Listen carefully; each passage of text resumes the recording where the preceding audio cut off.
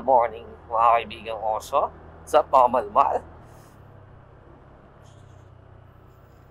Ngayong araw tayo ay magpa-car wash. Today is November 2. Wala lang kasi tagal tayong hindi nagmotor eh. Nag-long weekend pero hindi tayo umalis. Nagano lang tayo. Taong bahay lang, tamang relax, games, stream. Ganun lang, walang biyahe muna. Kasi naisip namin maraming tao mabiyahe during this season, holiday season. Kasi kung naalala nyo, nung Pitogo na biyahe. Grabe, Holy Week ride yun. Daming na-traffic kami ng sobra. Kasi syempre sabay na uwian, papuntang probinsya, mga ganong bagay. So kaya, pagpasya namin, wag mo nang bumiyahe. Steady lang. Pero pupunta tayo sa tayo ay car wash lang.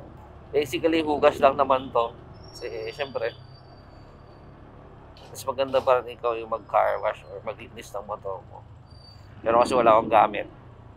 Wala pa akong gamit pang linis. Kaya pahugas lang muna sa car wash. Saves time at kung ano pa. Kaya parang dumako pala tayo sa helmet setup ko. Helmet setup 2023.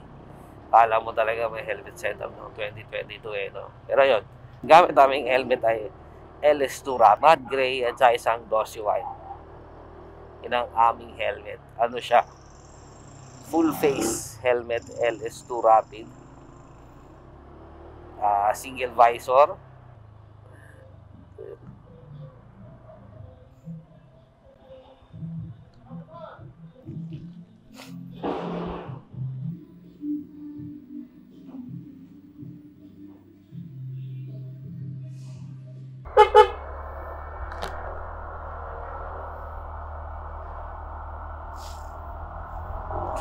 So, gamit namin helmet ay LS2 Rapid.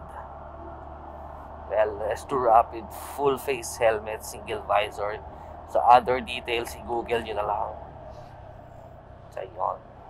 Unang helmet namin ay dati yung isa export lang, yung kasama sa nabibili sa kasa, tig 800, export na black. Makikita nyo sa shorts yan. So, yun. Siyempre, mas maganda, naka full face lahat para safe. So, LS2, bakit LS2 yung rapid? Kasi, magaan, recommended nila. At wala siyang spoiler, kasya sa 45 liters na box. So, naka-top box kasi ako para na-store namin yung mga helmet pagka biyahe. So, dati kasya yung helmet, dalawa, isa half face. Ngayon, dalawang full face. Isa na lang yung nasa top box. So, pagka may gala, dala-dala na ng helmet. Dala-dala ko yung helmet ko. Isa nasa box para isang helmet lang dala. Sobrang hassle kasi pag yung dalawang helmet yung dala nyo. Diba? I mean, isipin nyo, pag nasa mall kayo, may dala-dala kayong helmet. Sobrang hirap, diba? So, yun ang setup.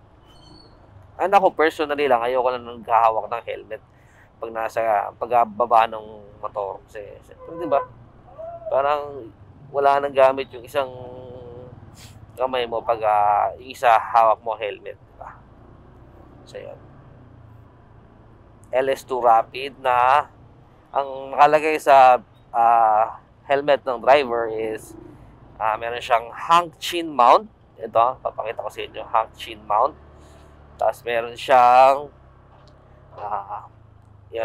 hang chin mount. Tapos syempre Bluetooth intercom na gamit namin ay Freedcon KY Pro. So budget intercom siya. So ito yung pinaka-affordable sa market na pwedeng 6-man magka-connect yung 6 na Freedcon intercom. So kaya Freedcon. So kami sa ride ang gamit namin Freedcon para mapag-connect kaming 6 up to 6. Pero pag yung host kaya 8. So shout out sa yung kids. Sa helmet ko, merong hang chin mount.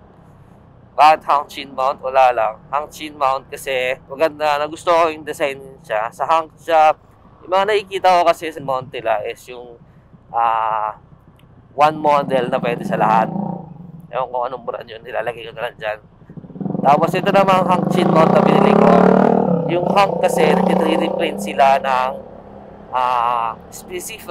specifically na model or nag-3D print sila ng chin mount na pa-eksakto dun sa mga helmet nyo. So, ibisitahin nyo yung shop nila. Next is may nakakabit sa aking helmet na action cam. Siyempre, nagpa-motovlog tayo. Kailangan natin ng action cam. Ang action cam na gamit natin ay DJI Osmo Action 3. So, bakit DJI Osmo Action 3? Kasi mas mura siya sa GoPro. Napakamahal ng GoPro ba nung time na bumili ako. So, nag-adventure combo ako instead na bumili ng magandang instead sa isang ng GoPro. So, adventure combo kasi meron na siya mga kung ano-ano man. Naidalang sa charger, stick, marami siya accessories, tsaka 2,000 ng battery. Goods na yun, basta may power bank ka lang. Sa mga biyahe natin yun ang ginamit natin. Kasama ng helmet ng DJI Action Cam is meron tayong nilagay na adapter kasi kailangan ng DJI Action Cam ng adapter. Yung DJI Action Cam natin is meron kasamang mga adapter at kay M3 Moto. So yun ang gamit natin para marinig yung mga tao sa comms. So, M3 Moto lahat yung mic ko at saka yung mga combo ko. So yun ang helmet 1 or ang helmet ko. Okay, ang helmet naman ni Marin ay merong Bluetooth intercom lang. Bluetooth intercom lang meron siya para solid. Yun. Nadamay ko na rin ito ang parking lot ng Santa Lucia motorcycling parking lot. So yan. Yun ang ating helmet setup. Dito, magandang parking dito kasi wala lang. 10 pesos lang siya. So pag nasa Santa Lucia kayo, parking nyo, pwede kayo parking dito or sa taas. Sa car park. May pa ganun. So dito 10 pesos flat rate pero bawal overnight. Pwede ka mag-overnight dito, kinabukasan nakaklam na yung motor mo.